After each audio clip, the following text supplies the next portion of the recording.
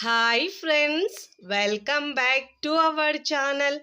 ఈరోజు మన కిచెన్లో చాలా టేస్టీగా ఇంకా తక్కువ టైంలో ఈజీగా చేసుకునే చెప్పంగానే నోట్లో నీరురుతాయండి. అంత రుచికరంగా చాలా బాగుంటుందండి.